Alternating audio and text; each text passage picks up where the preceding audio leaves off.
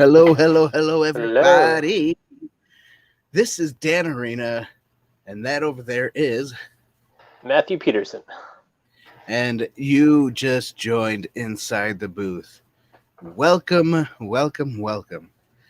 So, today we're going to be talking about a great, wonderful movie called Tombstone. I can't see it too well. Oh, yeah. There you go. 1993 classic. Very good movie. Very good. Mm-hmm. Yeah. So if you want to join us on this ride, come on and join us. Yeah. I'm probably Ooh, going to send it out one more time on my phone. But yes, this is who we are today. So, let's just talk a little bit about this movie. This movie was pretty cool. I guess I won't do that. It just makes it slow. So, this movie has great actors in it and great directing. We got Kurt Russell, yes. Val Kilmer, Sam Elliott, Bill Paxton, and we also have Charleston Heston's in there, Mm-hmm. and Thomas Hayden Church is in there. Who else is kind of Billy Bob big Thornton. but not big? Billy Bob Thornton Billy is Bob in there. Thornton's in it. Yes. Mm-hmm. Yep. Frank And Stallone is in yeah, this movie. and You Frank know the guy Stallone is in Sylvester that movie. Stallone. We got Frank, Yeah, Frankie. the brother, Yeah. who actually plays Ed Bailey. You know, in the beginning of the movie, where Doc Holliday is playing poker with at the table. Frank Stallone is one of the guys, Ed Bailey. And he's the one who gets up and he's like, "Oh, I'm sick of your mouth, there, Doc Holliday. You know, you talk too much." and then toward the little bit of the hustle and bustle, uh, besides Doc Holliday putting his guns down, saying, "Now we can be friends again," he also stabs him a little bit later. Now, in the movie, it doesn't look. I don't know. It doesn't. The scene doesn't come back to it, but it doesn't say that Frank Stallone died or he stayed alive. He is there going like this on the table, not moving too much. So maybe he died, but it's just a small stab. Maybe he stayed alive and we don't know it. And his character is awesome and moves on through the. And then we can make someone can make a movie about him. Later on about Ed Bailey, which would be kind of cool because Frank Stallone, he's a pretty darn good actor, Yes. and he was hard. It was hard to like you didn't know who he was because of his mustache, the hat, the I think the accent too. I don't know if he put an accent. Yeah, probably. Yeah. Here, let me share my screen. I have a picture of it up here.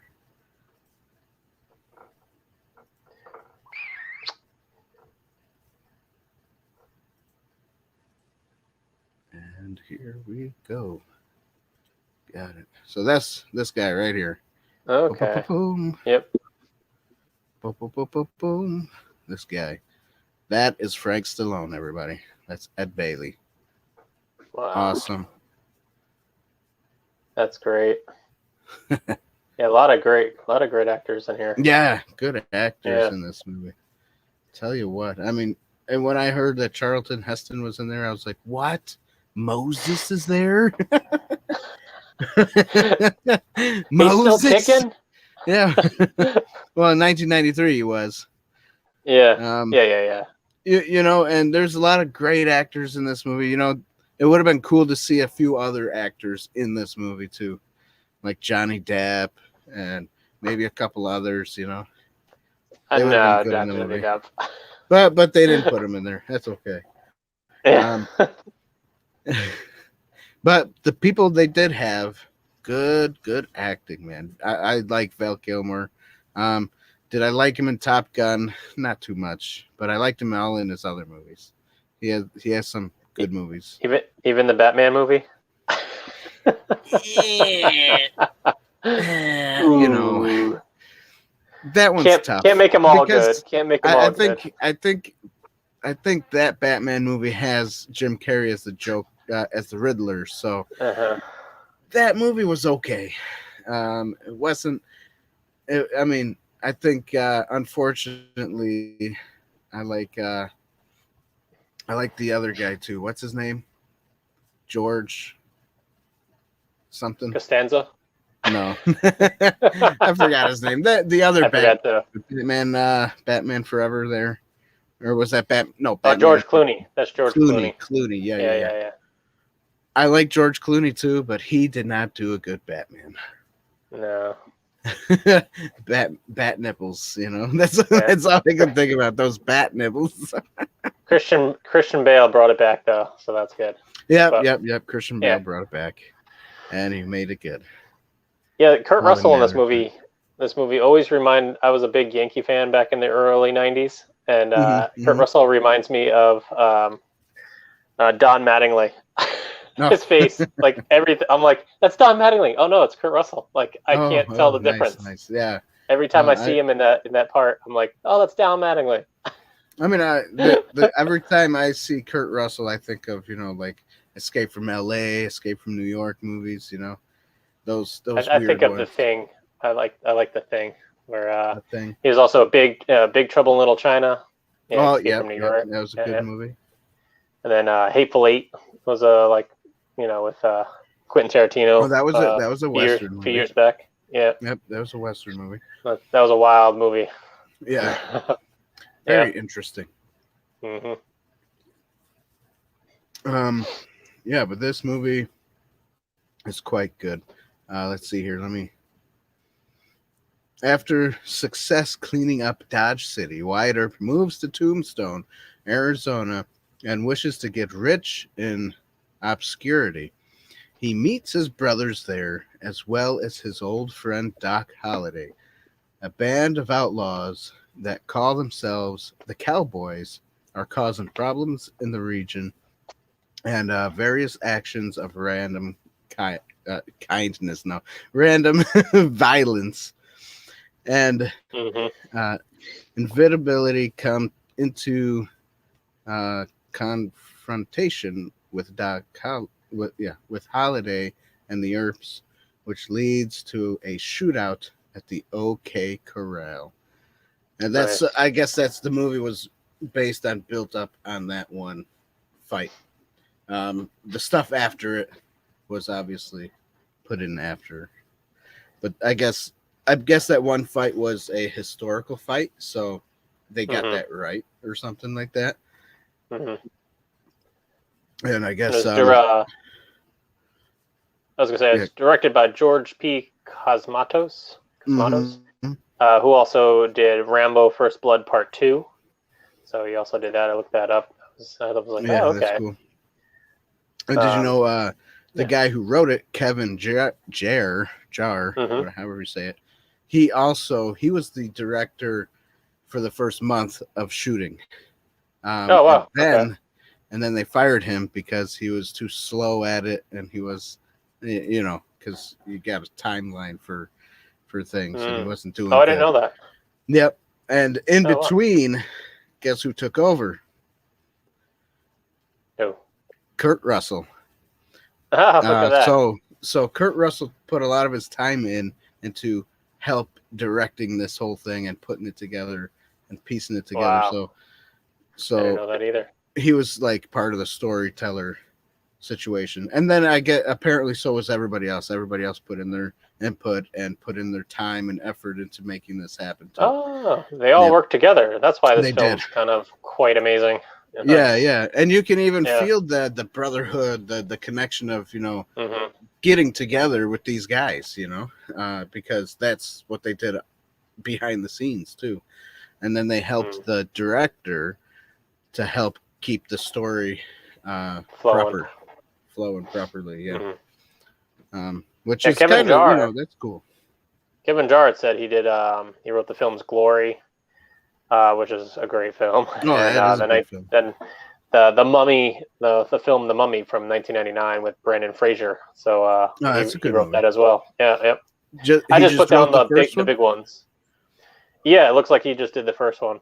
So maybe something about like maybe just something like what you just said now happened, and they're like, no, we don't want you back for the next one. Right. Yeah. But yeah, this. You know what? I like the plot to this movie. The band of brothers that they didn't really want to do any more, Law and Order type of stuff. Right. And then they kind of got coerced into going back into it. So I think that was cool. And then, the whole, I guess, revenge. I guess you could say. Well, Doc Holliday would say a reckoning. A reckoning, yeah, that's right. Reckoning. That's right. Because these cowboys did kill his brother, shot his other brother's arm to where he couldn't use it anymore. So, he wanted to make right what was wrong. Because in reality, he didn't really want to do any of that stuff. He was like, yeah, we're just whatever. Don't worry about all that stuff. He even told his brother, don't worry about getting the guns. It's going to turn out to be a bad situation. So just stay here and relax, Right. But the brother didn't want to listen. The older brother was like, no, but it's law and order. They need to listen to the law. Yeah. We're going to throw the book at you. That's right. So for the plot, I give it a point. Okay. That's for sure. Yeah, so, Lawman's plan to retire in Tombstone, Arizona, with his two brothers to make money, but it's disruptive by cowboys when he is used to hunt down who he used to hunt down and kill. Mm-hmm. And his two brothers became lawmen, and Wyatt was not happy, obviously, because of that. He just wanted to start a new life without getting involved with other people's lives and what they used to do. Right. And then there was that slight side story of Kurt Russell's character and his wife, but then he started getting involved with another woman, and his wife started taking opium more and more. She got addicted to that. So that was kind of a side story, but that kind of plays a part with the other role of the woman that was in the theater. Then spoiler alert, they eventually get together. Yeah. So spoiler alert. By the way, these are all spoiler alerts. I mean, it's from 1993, so I mean, it's so film from if a you while haven't ago. seen it, you should see it anyways, even when we are spoiling this movie. But the building of tension is very superb in this film against Kurt Russell's group and the cowboys that they face off against. So I also give the plot and story a point on this for sure. Definitely. Yeah. Cool. All right, so now we're off to acting. I think the acting was really good. I like Val Kilmer's Doc Holliday, kind of I guess you could say almost like a comic relief, but at the same time he was being smug, he was like a smug comic relief guy. Like kind of proud and smug and like always saying things to make people all upset. And he's usually the one that's right though. yeah, exactly. And that's why people get so upset. Yeah. And I think Val Kilmer did an excellent job in this movie. This might be one of his best films that he's acted in. Yeah, for sure. It reminds me of that one movie that he played in where he's like, he disguises himself as, I don't remember that movie, what the name of it was. I don't know either. He disguises himself as other people and he like goes around and I don't know. It's, I wish I should probably look it up while you talk. Well, did you give it a point for the acting? Well, let me just say, Kurt Russell's acting, he was good, but there was one scene I did not like at all. And it wasn't really the scene itself. It was this one cut of him saying a no. So he's surrounded by a bunch of people. Him and his team are surrounded by people shooting one way and then shooting from behind. Kurt Russell's character. Kurt Russell's character, yes. And Wyatt Earp. And he gets up and he's like, no, I don't want to be stuck in this position. So he's like, no, he gets up and he goes, no, boom, no, boom, boom, boom, no, no, no, no. And then all of a sudden it cuts to him walking in the water saying no to shoot people. And then there's this one no where it cuts to his face and he's like, no. Really slow and really like, ugh. And then it cuts to him. Yeah, right. And then it cuts to him shooting the, Curly Bill.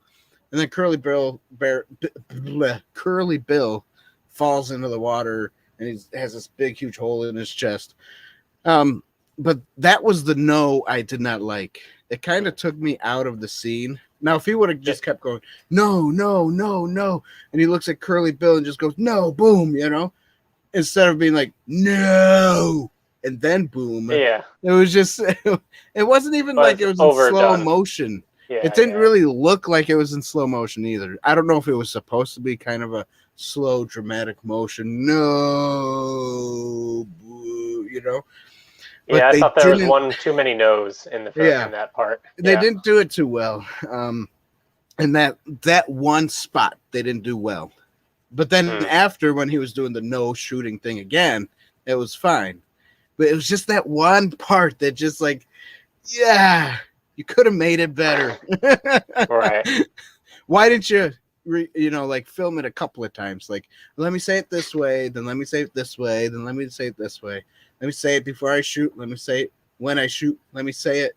I shoot and then I say it, or something, just let me say it a few times and then we pick out the best one. But that, yeah. I don't know if that's what they did and they picked out that one because they thought it was cool at the time, but that was the one that I didn't really like. But other than that, the rest of the movie's great. I liked all the actors in it. They all did I think a phenomenal job. Even Frank Stallone did a good job. Hey, I don't like your voice, or I don't like you talking, Doc Holliday. Just shut your mouth. He did a good job. And I guess I have to give it to the makeup artists and costume people. They did a good job making everybody up and costuming. And, for sure. And definitely giving Doc Holliday, Val Kilmer, a pale look that's always sweaty. Like he had this high fever throughout the whole movie, Yeah, it was consistent. It was very good. Yeah, it was really good. So I give the acting a point. Yes. Yeah, I will also give that a point. Pretty much you covered pretty much everything there. Every character is pretty much believable in their performances throughout the entire film. I mean, like from the women to the guys to the side characters, every single one was just very believable. So I definitely give it a point like that. And Billy Bob Thornton was also in it. Yeah. When Billy Bob Thornton, yeah. He gets smacked around until he starts bleeding, and then he just kind of goes away.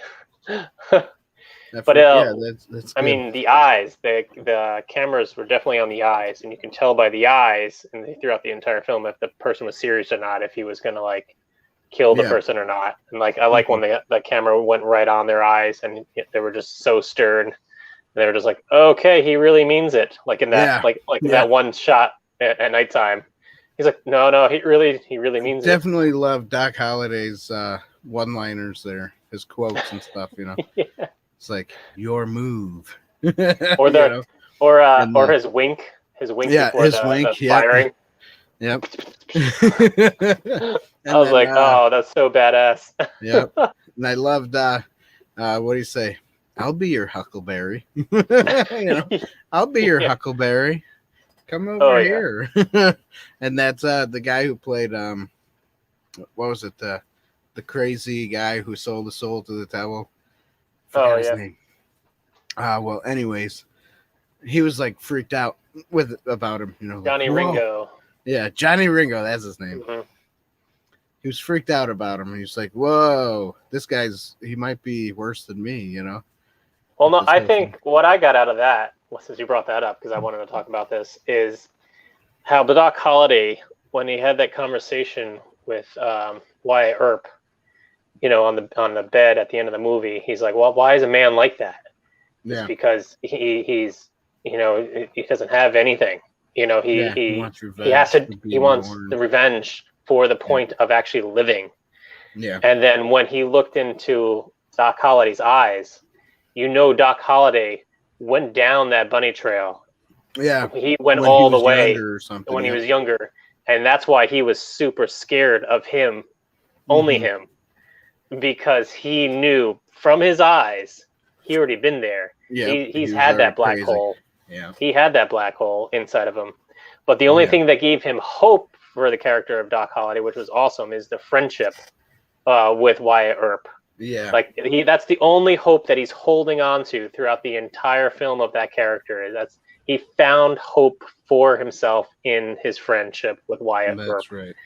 And I'm like, that whole thing with those two, I'm like, this is a great film. Because you don't have to tell it. You don't have to just talk about it, what that is. You just see it in the eyes. You see it in their acting, and that's why the acting was so good in this. Yeah. And what you said earlier about everybody helping each other on set to make it an amazing movie, like the camaraderie. No one's trying to overact each other. Oh, I'm more of a superstar than you are, so I got to do it better than you. No, that you didn't see. You don't see any of that there. Even though the Val Kilmer character, Doc Holliday, he kind of does steal the show a little bit, just a little. And he wasn't it. He wasn't even in it the whole time. I think the whole. No, I know that, but I'm just saying, like his character popped out kind of a little bit stronger than anybody else's character in that movie. I think it's because of the probably the change of character, which we don't see, but you can see by his actions and had the friendship between. So I mean, that's such a great film. By the way, Uncle Mike says hello. Hi, Uncle Mike. Hey, Maya. We see you over there. Yeah. And this also brings up a interesting thought. When in the beginning part where the cowboys come in and shoot up the Mexicans, he's like, "You killed two of us," He throws it up in the air, and the Mexicans, I think, were some kind of a police, like some kind of police or something, some kind of law people. There was like a prophecy that happened. Yeah, there's a prophecy that happened with that, with the priest there. And he said, he's going to come on the white horse, the pale white horse, and hell is coming with him. And then after Wyatt Earp's brother passes, he gets so upset that they go out and get some of the cowboys or whatever. All of them. Oh no, this was they went through. This was the whole OK Corral scene where they're shooting up the other cowboys, and then they let the one go, and he goes, "You tell who I don't remember who. Oh, Bill, Curly Bill. You tell him that I'm coming and I'm bringing hell with me." And he says it like 3 times. I'm coming and I'm bringing hell with me. So that kind of prophesied him as being the pale white horse, bringing hell with him to kill all the cowboys, the evil cowboys. Anyways, when you say cowboys, you're like, but back in the West, they had the cowboys that were good too. The one in Law and Order. Yeah. Right. So, and you saw that a little bit in the town you did see when that. they're like, when you're like, okay, you got to give us your guns. You can't carry your guns out in like the open. Like you can own a gun, but you can't go like to stores and all this stuff because what if you got like heated? You can just pull out your gun and kill someone for like stealing some clothes or something. Yeah, exactly. I think most of it was for the saloons. Everybody getting drunk, pulling out guns and shooting each other. Yeah. So anyways, so that was acting. And we covered a little bit more than just acting, but that was that was fun. Let's go to cinematography. I think they did a wonderful job. It's not 4K. It's not it's film, you could tell shot it's on film. Right. but the grain. I think they did a great. Yeah, you can see the grain.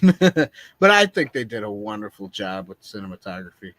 They had their open shots, the desert scenes, and then they got the wood scenes, and then they got like the water shots. I mean, I think they did a great job.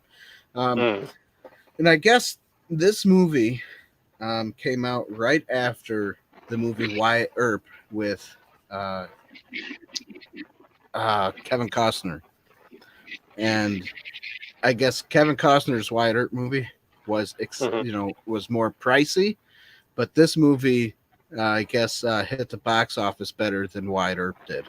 So well, look at that. Yeah, and it was a lot cheaper too, which is cool. It's like I love hearing that stuff. Yeah, and not saying anything bad about Kevin Costner or his movie Wyatt Earp, because it's good too. It's another Western movie. It's good, and he's got a lot of big names in it.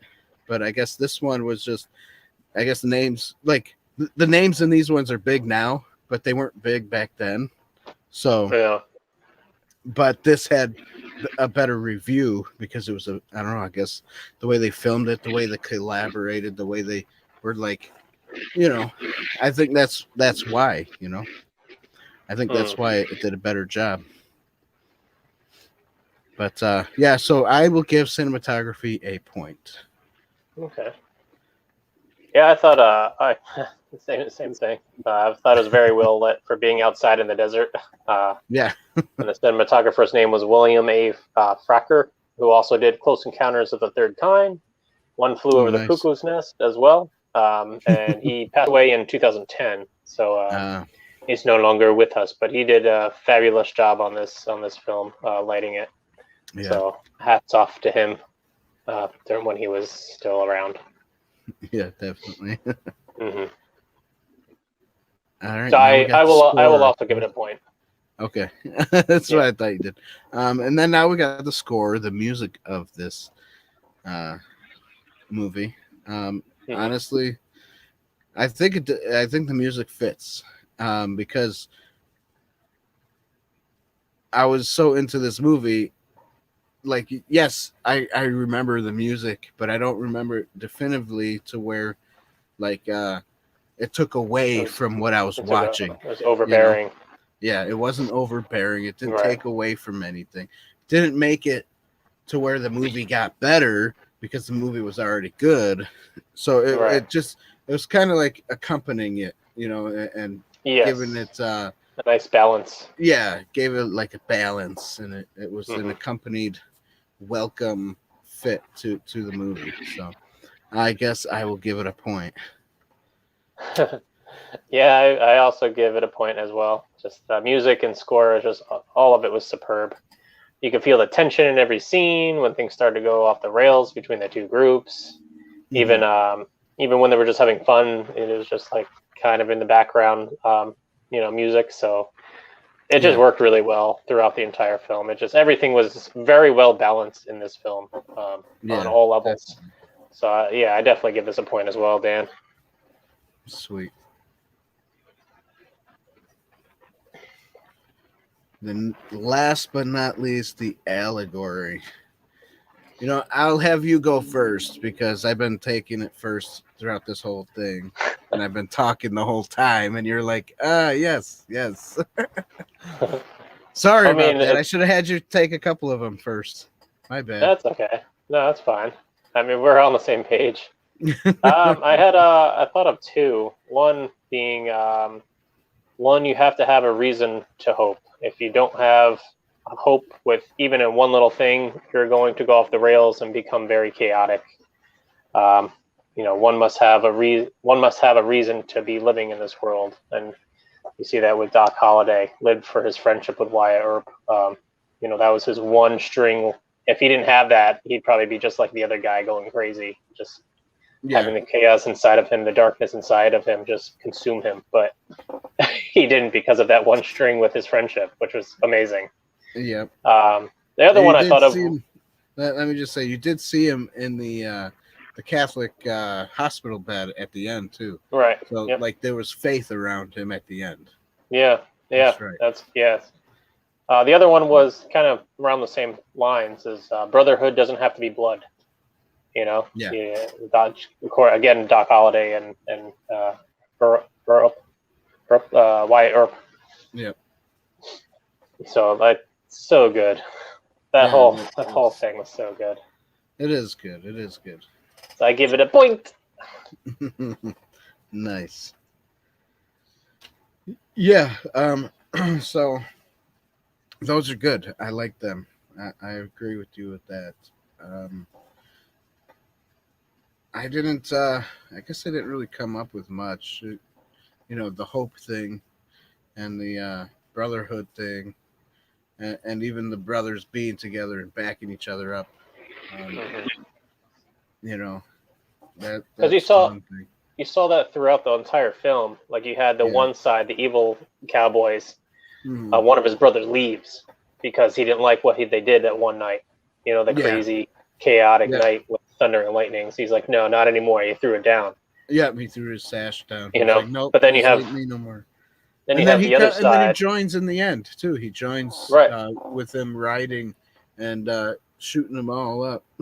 and his brother was wondering, like, come back to our side. But if he wasn't I don't understand that scene. Like, why did he go to them? Why did he come to them? Because, well, you're not leaving because you saw the scene at the end. Well, how are you going to get out of here? And then the next scene you see him being dragged. Yeah. So that whole thing, like when he joined up with the good guys, brotherhood doesn't have to be blood. Once again, exactly. The undertone, Yeah, definitely. Yeah. That's good. Salvation comes in many forms. Amen. So that's always good. So I'll give it a point too. Okay. Just because I like what you said, and there are little bits and pieces throughout the movie that I could have probably took out, and when I was watching, like flesh out, I kind of wasn't really thinking about the point system. I don't know why, but yes, good movie altogether. So our points, I gave it 5, Matthew gave it 5, so altogether, perfect. We give it 10. Yes. So perfect 10 score. If you guys have not seen this movie, go watch it. It is a fun time. It is. It's fun. It's a very entertaining film and very heartfelt during some scenes. Yeah, with the brotherhood kind of stuff going on. Yeah, it's 2 hours and 10 minutes, but you don't really notice it. Yeah. It just, but it's not like, it's not so fast that you can't pick things up. Right. But it's fast enough that it keeps moving, and you understand what's going on. So yeah, it's definitely a good movie. You guys should check it out if you haven't seen it. Give this thing a like, thumbs up. It is a classic. It is definitely a classic. It's definitely a classic. 1993. I had a 1993 Toyota Corolla one time. I think I had a 1992. What was it? A Volvo at one time. The 90s are good. I had a 92 Mitsubishi Mirage. That was my first car. Oh yeah. Stick shift, baby. Yeah, that's right. I like the stick shifts. Yeah. My Volvo was stick, and so was the Toyota Corolla. Nice. But my very first car was a 1983 Camaro with T-tops. Oh wow! Look at you. Yeah, that was nice. That was nice. I wish I did not get rid of it. I want to someday come upon another one and buy it. But right now, we got a van. That's right. Different seasons. That's right. Different seasons. Uh-huh. But definitely, I wish I didn't get rid of the Volvo either. That was a nice. Volvos are good. Yeah. And it was a station wagon too. So what I could have turned it into a Ghostbuster vehicle. What's wrong with me getting rid of it? My friend Suha, he is a huge Volvo fan. So like every one of his cars is always a Volvo, and he'll buy cars that fix him up if it's a Volvo because he just loves Volvos. Oh, nice. Yeah, I've heard of people like that where they have nothing but Volvos and and their thing, you know. I've even heard of junkyards where it's nothing but Volvos, you know. Yeah, this junkyard is nothing but Volvos if you want to get parts and blah blah blah. It's funny stuff. Oh yeah. Cool. Yeah, you know, before we head out, I want to get back on line with that Val Kilmer, that other Val Kilmer movie. Just because. What? Describe it again. Do you know what year? It was in the 90s. I don't remember if it was before 93 or if it was after. True Romance? Definitely. That's a good movie. I don't know. All I know is that no, not Willow. He was good in that one too. But all I could think of is he's always changing his character up, like his identity or whatever. Huh. Let me see here. There's so many. There are. Got so many movies. Real McCoy? I'll tell you. I'll find it. The Saint. That's what it was Saint. Called. The Saint, 1997. That's a good Val Kilmer movie. I actually haven't seen that. No? Oh, you should see it. I've actually always wanted to see that. If you liked Val Kilmer in Tombstone, you'll like him in The Saint. Okay. Cool. Definitely. I want more Doc Holliday though. But he's passed away. Yeah. That was such a great character. It was a good character. You know what else is a good movie with him in it? The Ghost and the Darkness. Ghost and the Darkness. Yep, he was hunting two lions. It's actually based on a true story. This was in the 90s too? Yes. Yeah, 96. 96. Okay. So that's a good movie too with Val Kilmer. I gotta maybe go through Val Kilmer stuff from the 90s. Yeah. I mean, his stuff was good in the 90s, you know, except for Batman, but you know, who's counting? Prince of Egypt, you've seen that, right? Yeah, I've seen that. My brother has a review on that. So if nobody's seen the movie Prince of Egypt, go watch the review. David put on there The Saint.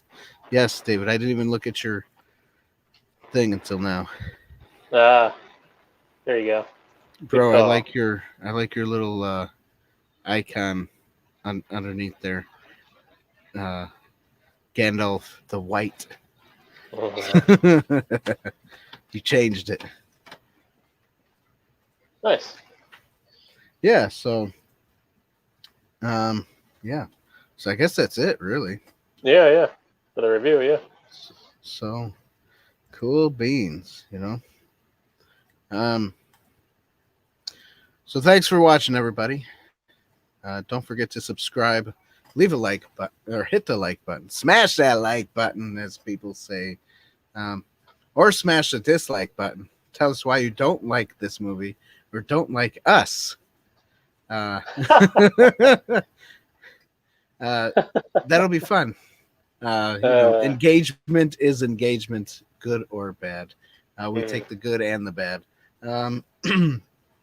Also, we have a merch store. Go to www.insidetheboothreviews.com. There you go. Inside the Booth TV. I can't. You got it. Go. And buy yourself a mug, some merchandise. We got neck gaiters. You can also use them as do-rags. And then and we also have a bunch of other stuff on our thing. T-shirts, hoodies. Go and buy something if you like our content. It helps us to help you to watch all of this. We also have a Patreon page.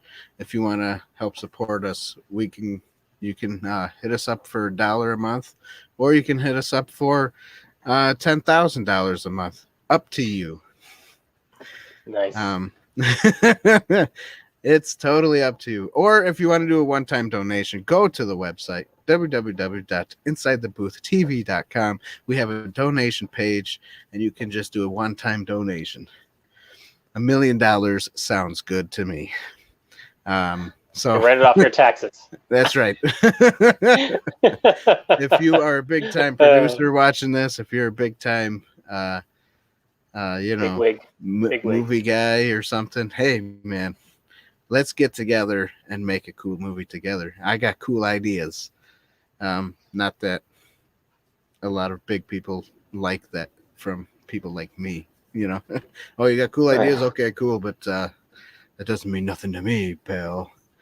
Anyways, I know I'm just rambling. Thanks for watching. Go visit our various pages on social media. Go ahead, Matthew, throw them out there.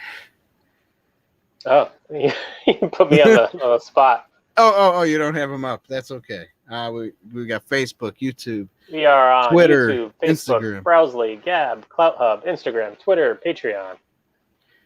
And that's right. So check us out wherever you are on social media. And have yourself a great, wonderful night, and have a good rest of the week. And we'll see you guys on Sunday, which is Father's Day. We're interviewing a guy named David, Pastor David. Forgot his last name. And it'll be fun. So if you like Jesus and you like fathers and you like man and masculinity, keep watching us this month because we are nothing but manly men. So our movies that we're reviewing. So yes. All right. God bless you guys. Have a great and wonderful night and good week. Blessings. Bye, everybody. Bye. Deuces.